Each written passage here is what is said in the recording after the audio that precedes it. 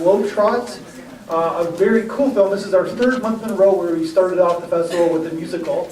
So 3 different kinds of musicals. So this one, obviously the choreography, like the work it took with 39 different filmmakers, 50 different countries, 4 minutes, kind of just from that aesthetic level, it's kind of amazing. You can watch it on 2 different levels too. You can watch the dance, but you can also watch what's behind you, because I'm sure, like a lot of you, we've actually been to certain areas of around the world where they were doing the dance.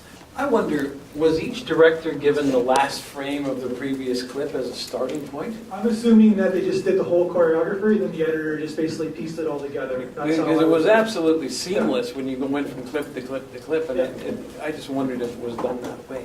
Yeah, I'm sure they just did it all, and then the editor got together and just kind of like snipped it all together in the best possible way. Kind of a like, you don't see a film like this very often. Yeah, no, I thought that it was a really interesting approach to sort of frame the dance with the graphic matches around the world and keep it consistent like that. Like you said, there's not a lot of films like this, so it was interesting to see this sort of wide-reaching interpretation of dance. Was there any extra like thematic going on with this? Like any extra deeper meaning, I guess? Like I guess unity, like with togetherness. Go ahead.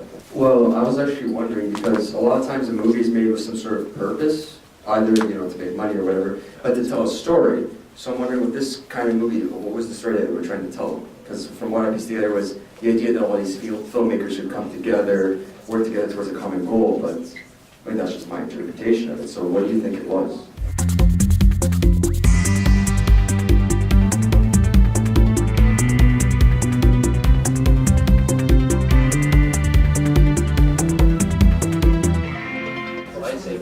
Both the music and dance is one thing that you as people can share universally.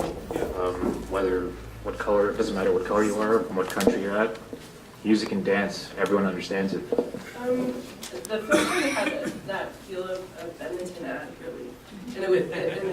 And not to be disparaging at all, but I kept expecting aesthetically some sort of message from it. I think it was really refreshing that it didn't have a message, and it just allowed people to be in their space and in their movement and bodies.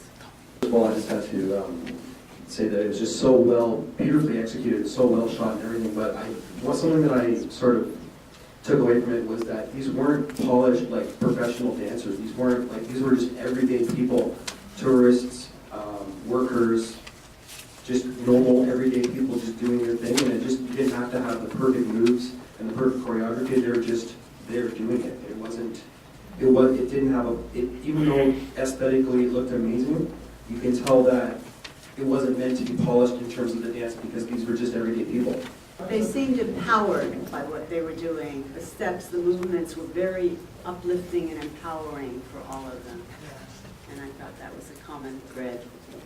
And I'm sure, just to jump on your point, I'm sure that kind of music, that kind of dance has a deeper meaning to it. I think there's probably like a peaceful kind of message to it. I don't know if anybody knows about that type of dance, but I'm sure that there's some sort of cathartic kind of meaning to it.